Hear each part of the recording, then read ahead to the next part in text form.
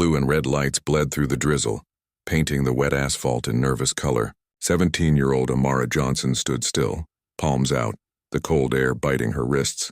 Her violin case lay open on the curb, a few crumpled dollar bills soaked through. "License," Officer Daniels said, voice clipped, hand resting near his holster. The street was empty except for the corner bodega clerk watching through smudged glass. Amara swallowed. "I'm walking home from rehearsal. I didn't... License." He took a step closer, flashlight beam cutting across her face like interrogation light. She opened her backpack. Slow. Inside, sheet music, notebooks, a name badge from the university lab where she worked weekends. His hand shot out, snatching it. "National Science Scholars," he squinted. "You print this yourself?" Her throat tightened. "No, sir. That's my research group," Daniels smirked. "Research group, cute," his radio crackled. "Unit 27, possible suspect resisting." "I'm not resisting," she whispered. But he had already grabbed her wrist. The violin case tipped, bow clattering into the gutter. Something inside her snapped. Not defiance.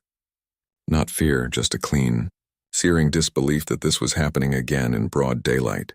"In a city that claimed progress, do you know who I am?" Her voice trembled. He leaned close enough for her to smell the coffee on his breath. "Doesn't matter who you are." Then the camera phones lifted from the bystanders. The shutter clicks began. His hand froze on her wrist. A siren somewhere else grew louder, and for the first time Officer Daniels looked unsure. The screen of her phone, still recording, reflected his badge number, cut to black. Rain still clung to her sleeves when they led her into the precinct. The fluorescent lights hummed, a sterile humming whiteness that erased the street's chaos. Amara kept her eyes fixed on the floor tiles, each square marked with faint shoe scuffs, each step echoing against concrete walls. "Sit," the desk sergeant ordered. Her hands shook as she folded them on her lap. The cuffs had left faint red bands on her wrists. Officer Daniels stood behind her, arms crossed. Resisted questioning, couldn't produce ID. "I told you my name," she said softly. He shrugged. "Everyone does." A young officer typed lazily at the computer. "Spell it again." "Amara, Amara, last name." Johnson, clicking keys. The rhythm felt endless. Her mother burst in 15 minutes later, hair damp, voice already trembling. "You put your hands on my daughter?" "Ma'am," Daniels began, but she cut him off. "She's 17. You dragged her off the street like a criminal." The sergeant raised a hand. "Calm down, Mrs. Johnson. We're verifying information." "Verifying what?" "That she exists?" The officer at the desk cleared his throat. "Nothing on record, no priors." "Good student, apparently," Daniels scoffed. "She said she's a scientist." Amara looked up. "I am." Silence. Then a stifled chuckle from somewhere near the vending machine. Her mother's face hardened. "You think this is funny?" The sergeant leaned back, weary. "No one's laughing, ma'am." But she matched a suspect's description. "What description?" Daniels hesitated. Black female, mid-teens, carrying a black case. Her mother's voice cracked. "A violin case?" Daniels didn't answer. A reporter appeared near the door, notebook already open. "This about the girl from downtown?" The sergeant muttered. No press, but she'd already spotted Amara. "You recorded, right?" she asked quietly. Amara nodded. "Keep it safe." The reporter's eyes flicked toward Daniels. Amara's mother straightened. "You're going to apologize. Right now." Daniels' jaw flexed. "For doing my job?" "Your job?" she hissed. "Your job is to protect. You humiliated her. You threw her violin on the street." The sergeant interjected. "Let's de-escalate." "De-escalate." Amara repeated, the word sharp now. "That's what you say when you've already done the damage." The room went still. The reporter scribbled fast. The hum of the lights filled the silence. Daniels muttered, "Maybe you shouldn't mouth off." Amara met his gaze. "Maybe you shouldn't need a badge to feel powerful." A murmur spread through the officers nearby, discomfort, disbelief, curiosity. The sergeant sighed. "Officer Daniels, step outside." He hesitated, then turned and left. The door swung shut behind him with a dull thud. Her mother knelt beside her. "You okay, baby?" Amara nodded, though her chest still shook. "I told you to record everything," her mother whispered. "Always record." I did. Outside, through the station's glass wall, flashing lights still bathed the wet pavement. A small crowd had gathered. Someone held a phone high, replaying the video. Her voice faint in the background, trembling, pleading. Inside, the sergeant rubbed his temple. "You can go. We'll issue a statement later." "A statement?" Her mother snapped. "You're going to fix this." He looked away. "That's not my call." Amara stood, slipping her backpack on. "Then whose is it?" No answer. They stepped out into the drizzle. The crowd parted. Some clapped, others just stared. The reporter followed, microphone ready. "Amara, do you want to comment?" She shook her head, but the camera lights caught her face anyway. Pale under streetlight, eyes hollow but unbroken. As she walked away, someone shouted from across the street, "Play something for us." She turned once, looking back at the spot where her violin had fallen. The case was gone. Only the faint glimmer of the bow remained, half submerged in a puddle. She stared at it for a long moment, then kept walking. The video would reach 2 million views by morning, and by noon, everyone would know her name. By sunrise, Amara's face was everywhere. Clipped headlines scrolled across TV screens. Teen resists officer during routine stop. Black student detained after suspicious behavior. Each segment opened with the same 10-second clip, her voice cracking, her hands raised, Officer Daniel's shadow looming in the rain. Amara watched it play silently on her phone, the glow casting hard light across her bedroom. The video kept looping, her own fear repeating endlessly. Her mother paced the kitchen. "They cut it," she muttered. "They cut the part where you said his badge number." "I know. They made you look like I provoked it," Amara finished. "That's what they do." A knock at the door interrupted them. It was him, Dr. Liang, her research supervisor, still in his campus windbreaker, face drawn. "Amara." His tone was careful, the way scientists spoke when a test subject was breaking down. "I came as soon as I saw the footage." Her mother stiffened. "You know her?" "She's been assisting on the neuroplasticity trials." "She's brilliant." "Then maybe tell the world that," her mother said sharply. Liang hesitated. "The university's communications office. They want to issue a neutral statement." "Neutral?" Amara's voice cracked. "He dragged me off the street." "I know," Liang said quietly.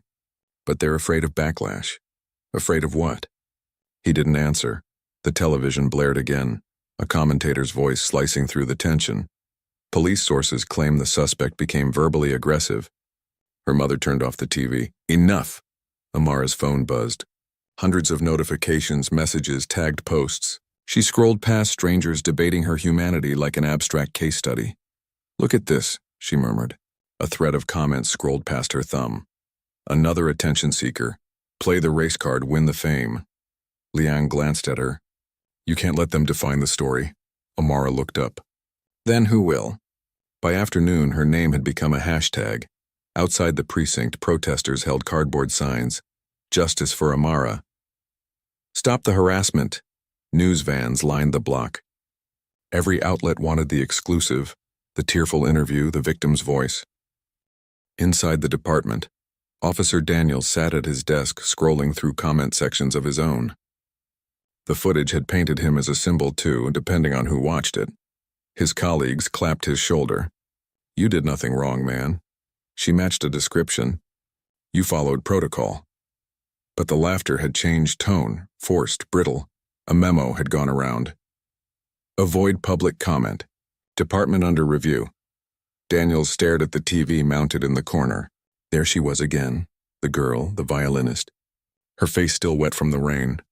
A reporter's voice said, 17-year-old Amara Johnson, a top student and researcher, remains unavailable for comment." Researcher. The word stung. He leaned back, muttering, "Since when do kids that age work in labs?" His partner didn't reply. At home, Amara sat with her laptop open but untouched. Every email notification startled her. Journalists, activists, strangers offering money or legal help. Her mother sorted through them with tight lips. "You're not speaking to anyone without counsel. I don't want to speak at all. You don't have that choice anymore."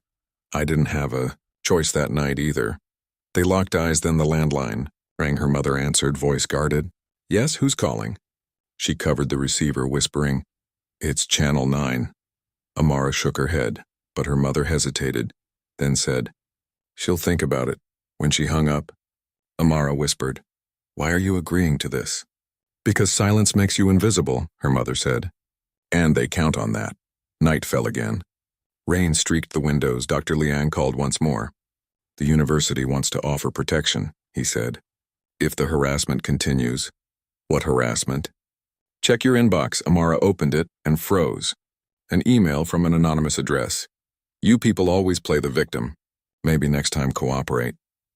Attached, a blurred screenshot of her street address. Her stomach twisted. They found where I live. Police? Liang asked. She laughed bitterly. The police? Her mother took the phone from her hand. We'll handle it. Handle it how? By surviving, she said. Meanwhile, at the station, Daniel's shift ended late. As he left, a junior officer whispered, Watch your back. IA's sniffing around. Internal affairs? Someone leaked the arrest report. And the missing footage, there's a gap. 2 minutes unaccounted for. Daniels froze. I didn't delete anything. Doesn't matter. They'll want someone to blame. He drove home in silence, windshield wipers cutting steady lines through the rain. His daughter Lily was still awake, watching the same video on her tablet. Dad, she said quietly. Why were you yelling at her? He blinked. What? The girl. Everyone's talking about it. It's not that simple. Looked simple. Her tone was calm. Too calm. Like judgment wrapped in a child's voice, he turned away. Go to bed. She didn't move. She didn't do anything wrong. He snapped, louder than he meant. I said go to bed. The sound echoed through the house. The next morning, Amara woke to a flood of new headlines. Teen scientist faces police brutality. Civil rights groups demand action. Governor orders inquiry. Her mother exhaled. Now they care. Dr. Liang called again. Amara, the university wants you to speak. The story's bigger than us now. I'm not a story. I know. But you're the only one who can tell the truth. Silence stretched. Will you stand with me if I do? She asked. I already am. She turned off the call and stared at her reflection in the mirror. Same brown eyes, same trembling hands. But something in her expression had hardened. Mom, yes? I'll do the press conference. Her mother hesitated. You sure? Amara nodded. I'm done letting them narrate me. Outside, a car honked. Voices gathered on the street. Reporters setting up for another long day of questions. Amara picked up her violin bow from the table. The wood still smelled faintly of rain. Next time, she murmured, they'll hear me clearly. By dusk, a single tweet from her new lawyer went viral. Tomorrow, 10 a.m., Amara Johnson will speak. The post gained 500,000 likes in 3 hours. At the precinct, Daniels read it on his phone, jaw tight. His partner muttered, You might want to call the union. Daniels pocketed the phone. Staring out the window, Maybe, he said, voice low. It's already too late for that. Outside, thunder rolled over the city, and somewhere downtown, stage lights were being tested for the broadcast. Tomorrow, the world would hear her speak. The conference hall smelled of new paint and fear. Rows of folding chairs faced a podium stamped with the city's seal, flanked by flags that tried to look dignified under harsh lighting. Cameras waited like loaded weapons. Amara stood behind a blue curtain, palms slick against the paper she wouldn't use. Her mother adjusted her blazer, whispering, You don't owe them politeness. I know, Amara said, voice thin. But I owe myself precision. Dr. Liang stood nearby, eyes downcast. Remember, speak truth, not fury, she nodded. But the fury was the truth. A staffer peeked through the curtain. You're up next. Out front, the police chief approached the podium first, all measured regret. Yesterday's incident was unfortunate, he began. We've reviewed preliminary footage and we believe this was a misunderstanding that escalated under stress. Murmurs rippled. Officer Daniels has served this city for 12 years, he continued. And we must remember the pressures our officers face daily. Amara closed her eyes. Pressures, she whispered.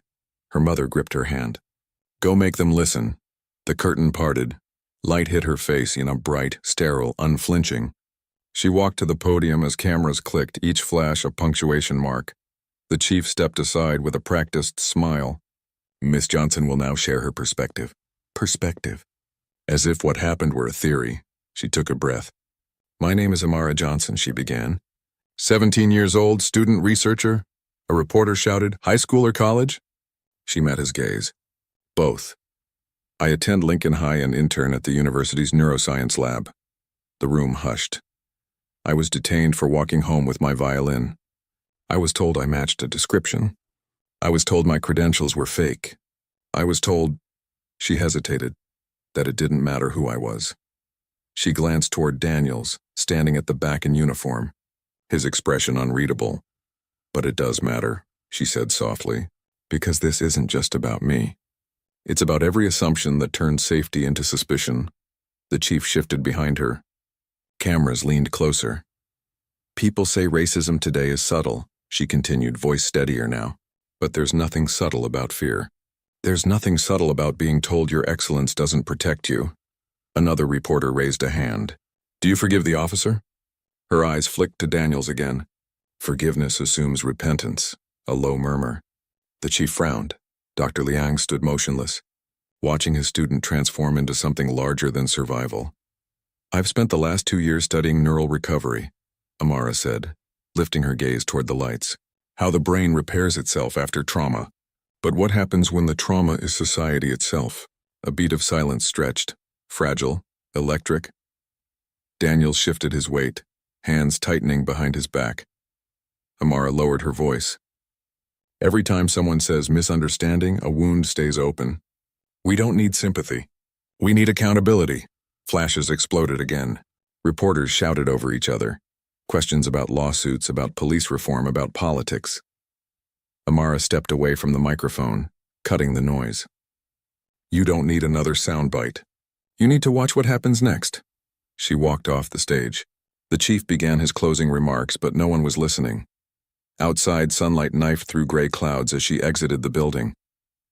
The crowd erupted in cheers, chants echoing down the boulevard. Justice for Amara. Her mother hugged her hard. You did it, Amara's voice was quiet. I said it. That's all? Dr. Liang joined them, smiling faintly. Half the faculty just texted me. You've made history before your senior year. She shook her head. History doesn't pay rent. Liang hesitated. What will you do now? Go back to the lab, she said. Finish the work. Something has to heal from this. Across town, Daniels watched the broadcast replay in the squad car, the volume low. Forgiveness assumes repentance, the reporter quoted. He turned off the screen, staring through the windshield. The same streetlights flickered in memory, her face under rain, his hand on her wrist. His partner leaned over. You all right, man? Daniels didn't answer. You won't say this out loud, his partner said, but that girl, she's smart. Media loves her. Union's gonna tell you to stay quiet. Daniels' jaw tensed. Let them. He started the car but didn't drive. The silence pressed in until he muttered, She looked right through me. That night, Amara lay awake. The glow from her phone lit her ceiling, a flood of messages, invitations to speak, to campaign, to represent. Her mother knocked softly. You need rest. I can't. Every clip, every comment, it keeps playing. You said your piece. Let it breathe. Amara turned her phone face down. It's not breathing. It's burning. Her mother sat beside her. Fire can build too. Amara exhaled, eyes on the ceiling. Then I'll make sure it does. The window rattled with wind. Down the street, someone blasted the news replay from a car radio. Amara Johnson's speech today has reignited national debate over racial profiling. The sound drifted away. She closed her eyes, but the lights from the cameras still flickered in her mind. In the precinct locker room, Daniels received an envelope from Internal Affairs. Administrative review. Effective immediately, Officer Daniels is placed on leave. He folded the paper carefully, almost tenderly, and slipped it into his pocket. Outside, reporters waited by the steps. One called out, Officer Daniels, any comment? He walked past them without a word. The camera shutter snapped again, same sound, different target. And somewhere across the city, Amara slept fitfully, unaware that her words had already tipped the balance of what came next. The official report came out 2 weeks later. No wrongdoing. No excessive force. No violation of procedure. Just the same cold phrase repeated, inconclusive evidence. Amara read it twice. The words didn't surprise her, they numbed her. Her mother slammed the folder shut. They buried it. Like they always do. Dr. Liang, standing beside the window, spoke quietly. The department's wording implies procedural justification. It's systemic insulation. Systemic cowardice, her mother snapped. Amara didn't respond. She watched a police spokesperson on the muted TV, mouthing practiced regret. We understand the community's frustration. The phrase looped until her stomach turned. Frustration, she whispered, like it's a parking ticket. Her mother touched her shoulder. They think this goes away now. It doesn't. It will, Amara said softly. For them, it always does. Outside, downtown protests grew louder. Hand-painted signs filled the park. Justice denied is justice deferred. Science, not silence. College students marched beside clergy, nurses beside artists. News cameras swept over them, catching flashes of her face printed on shirts. Amara hated it. She hadn't asked to be a symbol. Symbols were easier to digest than people. At the precinct, Daniel sat in a briefing room with his union representative, a thick man in a navy suit chewing a toothpick. Congratulations, the rep said. You're cleared. Daniels didn't smile. That's it? IA found no policy breach. You're reinstated next week, but the department wants you off public assignments for now. He frowned. Why? The rep leaned forward. Optics. You're a lightning rod. Let the storm pass. Daniels stared at the grainy printed photo of Amara stapled to the file. She's still out there giving interviews. Let her. News cycles move fast. Daniels looked away. Her speech hit something. The rep sighed. You did your job. Don't overthink it. But Daniels couldn't stop thinking about the way her voice had cracked, the way the crowd had cheered after. The world had changed in a single night, and he was still standing where it began. Back at the university, Amara met Liang in the lab. The fluorescent lights hummed quietly over the petri dishes and glowing monitors. Focus helps, he said. Sometimes the mind needs structure. She adjusted her microscope. Structure doesn't fix what's broken. No, Liang admitted, but it can remind you that something still works. Her latest data flickered on screen, neural pattern recovery and trauma models. The irony wasn't lost on her. She was measuring healing in a world built to reopen wounds, Dr. Liang, she said suddenly. Do you ever feel like your research changes nothing? He paused. Every day. Then why keep going? Because the moment I stop, the system wins. She nodded slowly, eyes back on the microscope. Then I guess I keep going too. 3 days later, the protest outside City Hall turned violent. Tear gas, shouting, broken glass. By evening, networks aired looped footage of overturned barriers, but not the hours of peaceful chanting that came before. Amara's phone buzzed nonstop. Her mother answered one call, exasperated. She's not an organizer. Stop asking.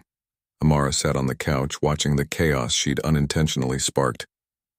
A reporter on TV asked, Has activism gone too far? Her mother turned off the volume. They'll blame you. Amara exhaled.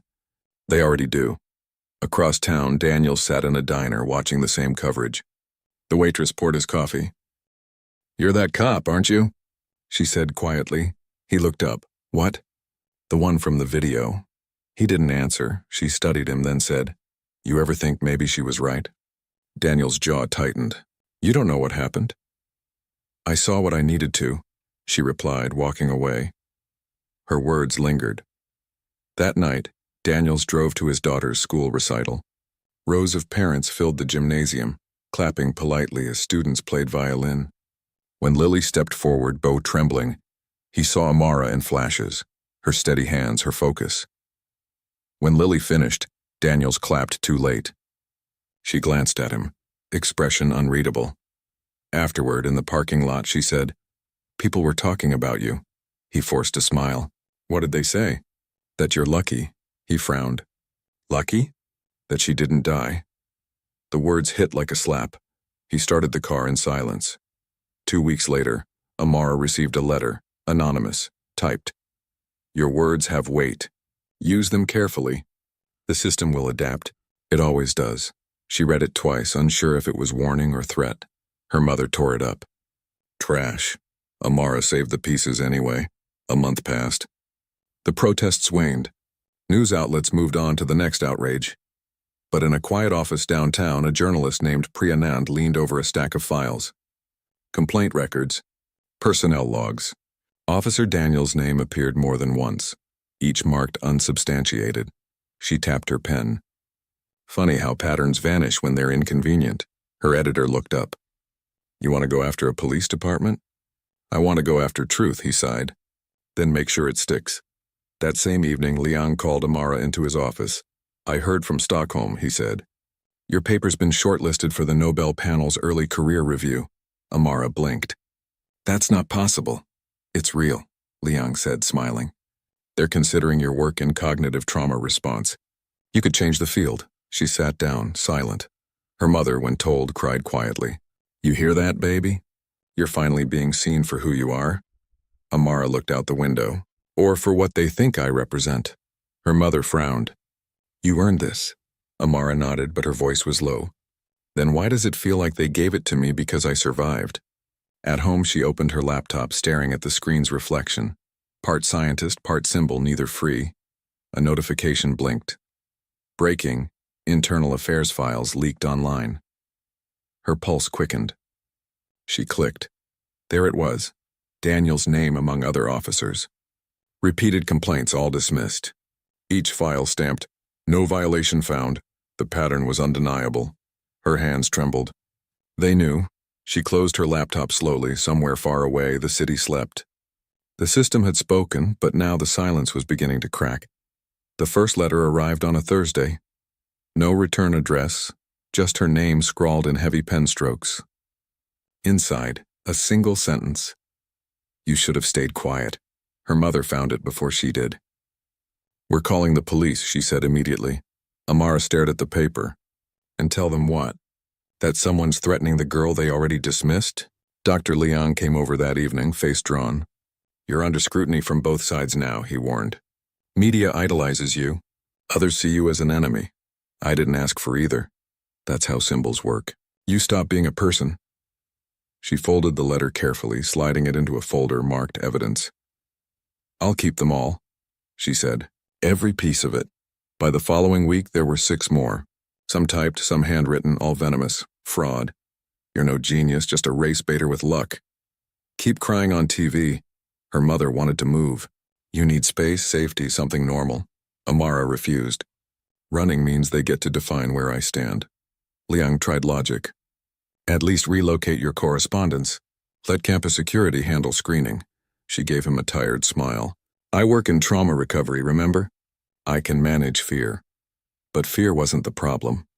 Resentment was. In the precinct break room, Daniel scrolled through the same news thread. Amara Johnson receives hate mail amid rising fame. His partner looked over. You see this? Yeah. They're blaming the department for not protecting her. Daniels grunted. She doesn't want our protection. His partner lowered his voice. Internal Affairs reopened the investigation. Somebody leaked the complaint records. Daniels froze. Mine. Yours and others. The press has it now. He stared at his coffee, hands tightening. They'll destroy careers over paperwork. His partner looked uneasy. Or over patterns. Daniels didn't answer. Meanwhile, Amara buried herself in research. The lab had become sanctuary. Machines whirring, data compiling. The controlled chaos of science insulating her from noise. Liang stood beside her one afternoon, watching as neural imaging scans rendered across the monitor. You realize, he said quietly, this could revolutionize therapy. Amara didn't look up. Revolution doesn't mean safety, but it means impact. Impact doesn't heal. Liang folded his arms. What will? She paused. Truth, maybe, but no one funds that. That night, the 7th letter came. This one was different, typed on university letterhead. If you're serious about understanding trauma, study your own kind. The data's right there in your reflection. She read it twice before realizing it came from an internal printer. Someone inside had sent it. She brought it to Liang the next morning. His expression tightened. We'll handle this quietly. Quietly? She repeated. He hesitated. The university can't afford scandal. Amara stared at him, betrayal coiling in her chest. You mean I can't? He didn't reply. Later that day, journalist Priya Nand called her. Amara, it's Priya. I'm working on a piece about Daniels, his record, the cover-ups. I saw the files. Then you know he's not the exception. He's the blueprint. Amara sat in silence, the hum of lab equipment behind her. Why tell me this? Because you're the story's moral axis, Priya said. You decide if this stays personal or becomes systemic. Amara closed her eyes. I don't want to be a crusade. Priya's voice softened. That's what every crusade begins with. Across town, Daniel's world was crumbling. The leaked documents spread fast. News anchors dissecting his name, pundits shouting over each other. The union called an emergency meeting. Stay off the record, his rep said. We're negotiating limited liability. Daniel slammed his fist on the table. I followed protocol. Protocol doesn't look good on camera, the rep replied coldly. He left the meeting numb. Outside, reporters swarmed. Officer Daniels, any comment on the new allegations? He kept walking. Someone shouted, Do you regret harassing her now? The word harassing stuck like a thorn. He reached his car, breathing hard, hands shaking. For the first time, he didn't start the engine. He just sat there watching people walk by, normal, unbothered, unfilmed. He wondered if she'd ever feel that again. That same evening, Amara sat alone in the lab. The hum of the refrigerator, the faint tick of fluorescent bulbs, and all too loud. Her phone buzzed. Another unknown number. She almost ignored it, then answered, a man's voice low. You think you can ruin good men and walk away clean? Her breath caught. Who is this? Click. The call ended. She stared at the screen until it dimmed. Then she dialed Priya. I'll talk, she said, but not as a victim. Then how? As evidence. The next morning, her face was back on every front page. Amara Johnson speaks out again, this time against the whole system. Her mother read the headline, shaking her head. They'll twist it, you know. Let them, Amara said quietly. I'm done letting silence be neutral. She packed her violin for the first time in weeks.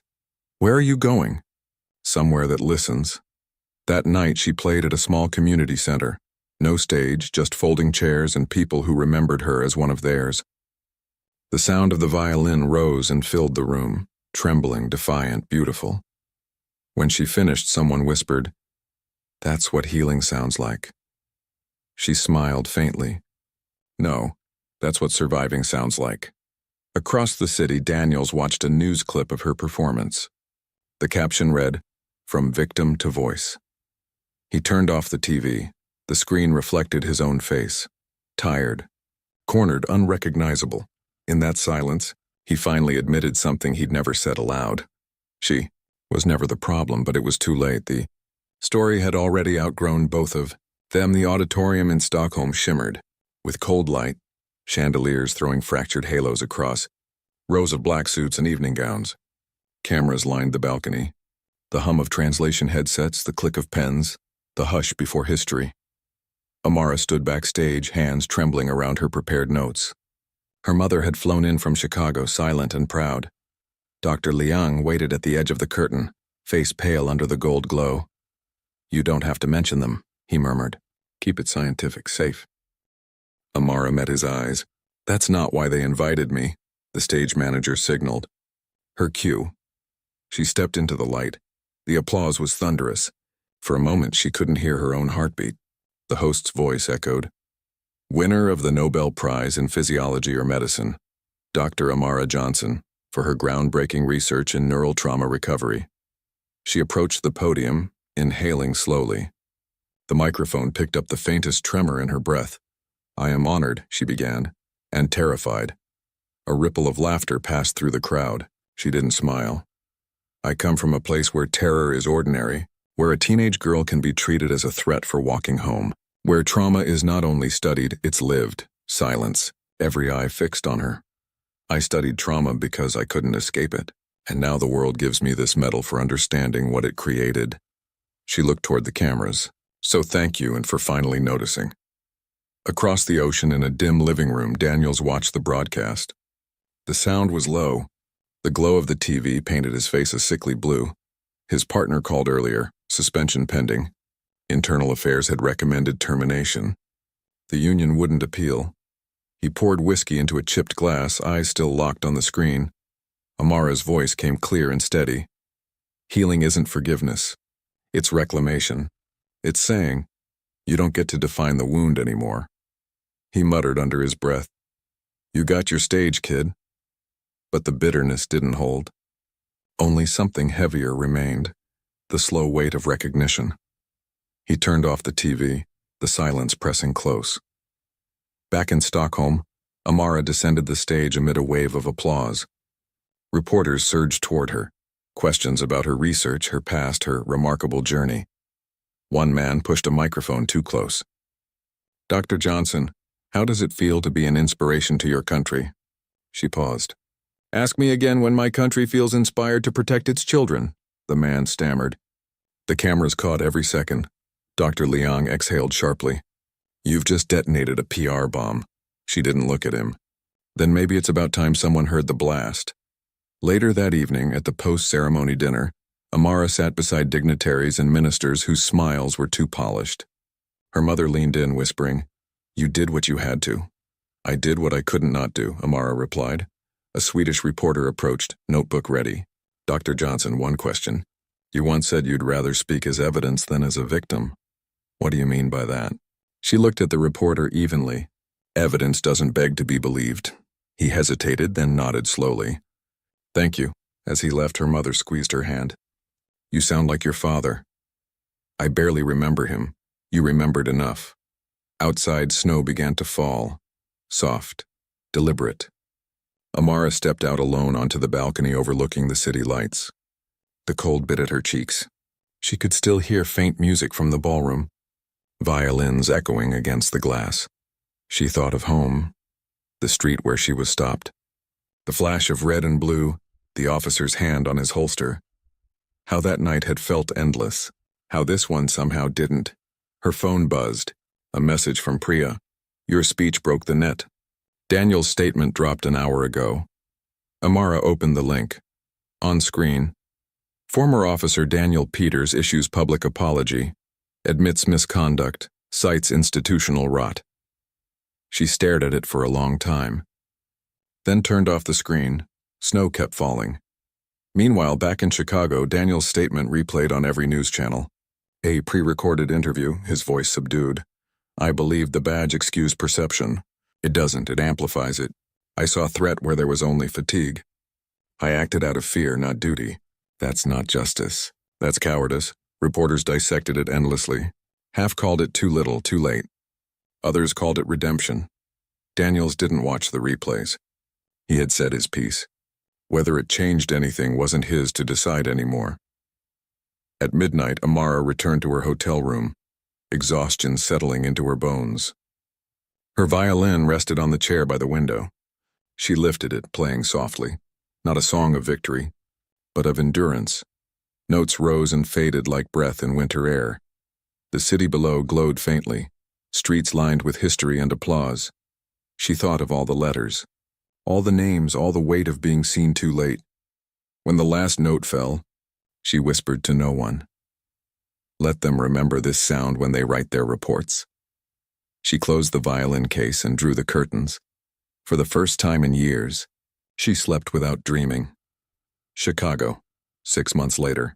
The city buzzed under gray skies. Every news channel looped the same headline. Disciplinary hearing for Officer Daniel Peters begins today.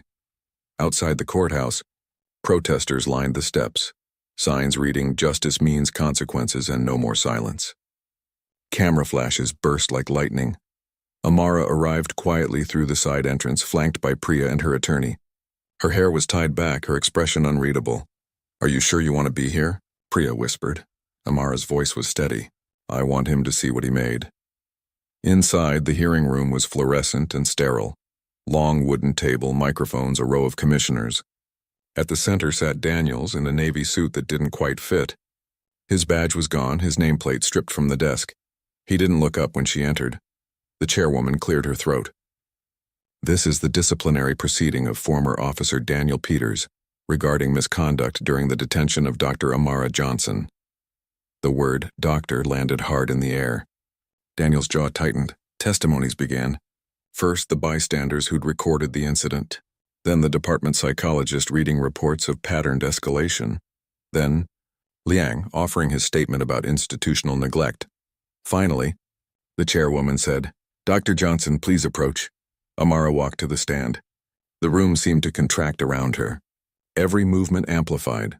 The scrape of her chair, the click of her shoes, the faint hum of cameras recording. "Dr. Johnson," the chairwoman began, "do you wish to make a statement?" She looked straight at Daniels. "Yes," her voice carried no tremor. "When he stopped me that night, I thought I'd done something wrong. That's the first wound racism inflicts. It teaches you to doubt your own innocence." She paused. "He drew his gun before he asked my name. He called for backup before he saw I was unarmed. He assumed danger where there was only presence." Murmurs rippled through the room. She continued, "That moment didn't end when he holstered his weapon. It followed me into every interview, every article, every headline that started with black teen accused. And when I finally spoke, they said I was angry. As if anger disqualifies truth." She exhaled slowly. "I studied trauma because I wanted to heal people. But this," she gestured around the courtroom, "this is what breaks them." Daniels finally looked up. His face was pale, drained. When his turn came, he rose shakily. "I won't defend what I did," he began. "I was trained to control situations, not understand them. I mistook authority for safety." He turned toward her. "Dr. Johnson, I can't ask forgiveness, but I can acknowledge what I took. Your peace, your sense of safety, your faith in fairness. I see it now." Amara's eyes didn't soften. "Seeing isn't the same as changing." Daniels nodded. "I know." The room held its breath. The commissioners withdrew for deliberation. When they returned, the chairwoman's voice was firm. "Based on evidence and testimony, this board unanimously votes to terminate Mr. Peters' eligibility for reinstatement. Further recommendation will be sent to the state attorney's office for review." A wave of murmurs swept through the hall. Outside, reporters already framed their narratives. "Justice served." System responds, "Nobel laureate faces her abuser." Amara stood, collected her things, and walked past Daniels without a word. He whispered, almost to himself, "You were right. Silence was the real weapon." She didn't turn. "And you used it well." Outside, the sky had opened, rain falling hard, relentless. Priya caught up with her under the awning. "It's over," she said. Amara shook her head. "No, it's just documented." Priya frowned. "That's cynical. It's factual." They stood there watching the crowd disperse, chants fading, umbrellas blooming like dark flowers. Her mother called. "I saw it live," she said through the phone. "You did what needed to be done." Amara's voice was quiet. "I did what history keeps asking." That night, back in her apartment, Amara laid the old letters on her desk. All the threats, the venom, the noise. One by one, she fed them into a small metal bin. Striking a match, flames curled the paper, turning words into smoke. Her mother's voice echoed from memory. "You can't build peace from ashes," Amara whispered. "No, but you can grow from what survives." When the last ember died, she opened the window. The city outside was washed clean by rain. Across town, Daniels packed a single box, a photo of his wife and son, a worn badge case, a folded resignation letter. He paused at the door, listening to the rain. No sirens, no radio chatter, no orders. Just silence. For the first time, it sounded honest. On Amara's desk lay the Nobel medal, its gold catching the dim light. She turned it over, reading the engraving she'd barely noticed before. "Inventas vitam juvatis coluisse per arte." "And they who bettered life on earth by their newly found mastery." She smiled faintly. "Mastery," she murmured, "is surviving the lesson." She placed the medal in its box, closed it gently, and turned off the light. Morning light sliced through her blinds, pale and precise. Amara woke before her alarm, the residue of rain still clinging to the glass. The city outside was muted, hushed, like it was holding its breath. On her kitchen counter, the newspaper headline waited. "Officer permanently barred. Nobel laureate's testimony reshapes policy debate." She scanned it once, then folded it neatly, setting it aside. "Reshapes policy debate." The phrasing felt clinical, detached. They were already sanding down the edges of what happened, converting pain into policy, a wound into a statistic. The phone rang. "Dr. Johnson? This is Senator Albright's office. We'd like you to testify at the upcoming justice reform hearing. Your insight," she cut in. "I'm not your symbol." A pause. "Then what should we call you?" "Call me tired." She hung up. Across the city, Daniel sat in his truck outside the precinct. No uniform, no weapon, no title. He'd come to return his service pistol, the last piece of his former self. The clerk behind the glass took it silently, stamped a form, and slid it back through the slot. Receipt of return. You're clear. Daniel stared at the paper. Clear. The word sounded obscene. He stepped back out into the cold, realizing that for the first time in 20 years he had nowhere to be. A news van passed, his own face visible for a flash on the mounted screen. The caption read, "Fallen officer's apology divides public." He almost laughed. Apology as spectacle. Justice as performance. He walked on. Amara spent the afternoon at the university lab. The machines hummed. Graphs blinked on monitors. Everything looked exactly as before, but she felt different inside it. Like the air carried a faint aftershock of everything she'd said, everything she'd survived. Liang entered quietly. "They're offering you a research grant," he said. "Full funding. Global partnership." She didn't react. "Because they believe in the science?" He hesitated. "Because they believe in you." Amara looked at the data screen, waves of neural activity, patterns of recovery. Then they're still missing the point. The science was always about what breaks people, not what makes them special. Liang studied her. "And what makes you stay?" She glanced toward the window where snow had begun to fall again. "Because if I leave, the silence wins." Later, she walked home through the drifting snow. A boy on the corner sold newspapers, shouting headlines. She stopped, handed him $1, and asked, "Do you read them?" He shook his head. "Nah, just sell them. Keep one," she said. "Sometimes stories teach you what you missed." The boy smiled, tucking one under his arm. "Thanks, lady." She walked on. That evening, Priya visited, recorder in hand. "I'm doing a follow-up," she said. "Not about him. About you. About what happens after justice." Amara poured tea, wordless. Priya continued, "You've become the face of reform. But people don't see the toll. They want triumph, not process." Amara finally spoke. "Because process isn't cinematic. Then what is? Survival. Every day you wake up still believing the world can be different. That's the movie." Priya lowered her voice. "Do you think he meant the apology?" Amara considered it. "Yes, but sincerity doesn't erase impact. It just clarifies it." Priya nodded slowly. "And what about you? Any peace?" Amara met her gaze. "Peace isn't what I'm after. Accountability is."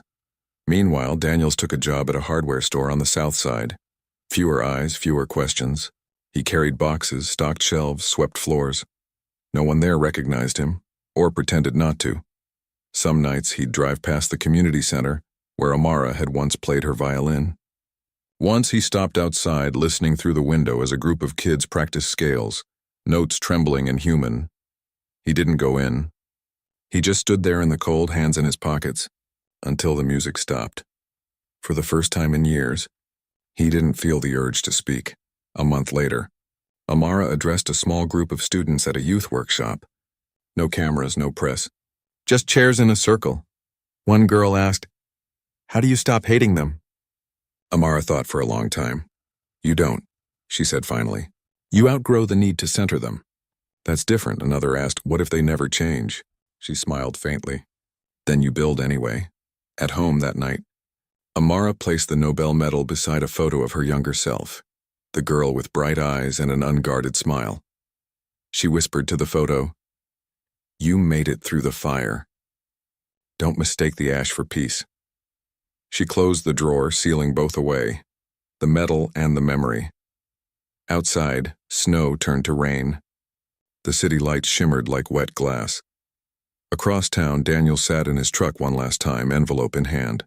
A check for the community fund she'd founded, unsigned, anonymous. He slid it into the donation box and walked away. No cameras. No applause. Just footsteps fading into wet pavement. Amara, miles away, played her violin again. Not for the crowd. Not for closure, but for continuity. The notes carried out the window into the night air. Across streets, still learning how to listen. Somewhere, someone stopped walking. Just for a moment, the city breathed. And for that instant, silence wasn't absence. It was acknowledgement. A year later, the building bore her name. The Amara Johnson Center for Neural and Social Trauma Research. University of Chicago. Morning sunlight poured through the glass atrium, illuminating the etched dedication plaque. Students filed in, phones raised, taking pictures. Inside, the walls were lined with displays, diagrams, newspaper clippings, and one small exhibit titled, "The Night That Changed Everything." Amara stood in the hallway, watching quietly as visitors moved from one display to the next. A child stopped in front of her without realizing who she was. Was she scared? The girl asked her mother. Her mother nodded. Yes, but she didn't stop. Amara smiled faintly, then turned away. Dr. Liang found her in her office later. "Full circle," he said, setting down a folder. "The endowment's confirmed. You can hire anyone you want." She looked out the window across the quad where snow had begun to fall again. "Endings don't interest me." Liang raised an eyebrow. "So what does?" "Continuity. Proof that the story doesn't belong to one person." He nodded slowly. "That's legacy." "No," she said. "That's correction." Across town, in a rented apartment overlooking an empty playground, Daniels lived a quieter life. He'd found steady work fixing elevators, anonymous labor, no headlines. He followed the news less and less. Still, he noticed the article online. Center honors Nobel laureate whose courage sparked reform. He stared at her photo for a long time, the same eyes as that night, now older, unbroken. He closed the laptop. Then, after a pause, reopened it and clicked donate. For the first time, he typed his name. No hiding, no anonymity. It wasn't redemption. It was record back at the center. Amara prepared her opening lecture. Memory and Justice, the Neuroscience of Witnessing. Students filled the auditorium, their notebooks open. She began softly. "We talk about trauma as if it ends when the event does. It doesn't. It changes how time moves inside a person. For some, every day begins with the same siren." The room was silent. She continued. "Healing isn't erasure. It's recontextualization. You remember differently. That's how societies recover, not by forgetting what broke them, but by cataloging what they refuse to repeat." Someone in the front row raised a hand. "Do you think systems can heal?" Amara thought for a long time. "Only if they admit memory." Later that afternoon, Priya arrived with a small package. "From an anonymous sender," she said. Inside was a worn police badge, polished to a dull shine. Beneath it, a note in neat handwriting, "For the archive, so no one forgets what authority without accountability becomes." Amara stared at it for a long time. "He sent this?" Priya nodded. "I think so." Amara placed it in a glass case in the main hall under a single spotlight, beside the violin she'd played the night she chose to speak. A small engraved plaque read, "Artifact of Power. Lesson in Perception." That evening, she wandered the corridors after the staff had gone home. The lights dimmed automatically, casting long reflections on the polished floor. Her footsteps echoed softly, not lonely, just measured. She stopped at the glass case, watching the light shift across the badge and the violin. For the first time, they looked like two halves of the same sentence. She whispered, "We both learned how to listen." Outside, the city skyline glowed. Across the river, Daniel sat at a diner counter, hands wrapped around a mug of black coffee. The waitress turned up the volume on the small TV mounted in the corner. The news anchor's voice floated out. "Today marks the 1-year anniversary of the Johnson Center's founding. Dr. Johnson's work has been cited in global trauma studies and law enforcement reform worldwide." A young cop at the next table muttered, "That's the lady who wrecked careers." Daniels looked over. "No, that's the woman who saved futures." The young officer glanced up, startled, then nodded uncertainly. Daniels paid his bill and left without waiting for change. That night, a light snow fell again. Amara stood outside the center's main doors, locking up. A janitor passed, humming softly. "Cold night," he said. "Good for memory," she replied. He smiled, confused but polite, and walked on. She looked back once more at the illuminated sign over the entrance. Her name, now a symbol bigger than herself. Symbols always carried risk, distortion, oversimplification, consumption. But they also carried endurance, she whispered. "Let this place outlive me." Then she turned off the last light. In the dark hall behind her, two objects caught the faint glow from the street lamps, the badge and the violin. one born of control, the other of expression. Between them, glass reflected both, indistinguishable for an instant. Until the light shifted and revealed the difference, that was the story. Perception, corrected by illumination. Outside, snow kept falling, silent, endless. Recording everything it touched, the city exhaled. The world, for a moment, listened. The auditorium was packed beyond capacity. Cameras lined the back wall, lenses glittering like a constellation of judgment. The symposium banner read, "Justice and Memory, a Global Forum." Amara adjusted the microphone.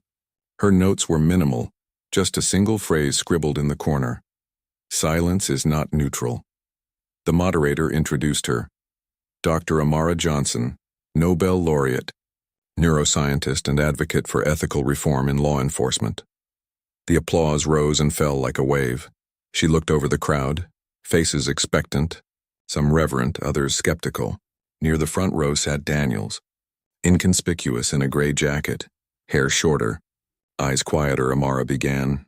2 years ago, she said, voice steady.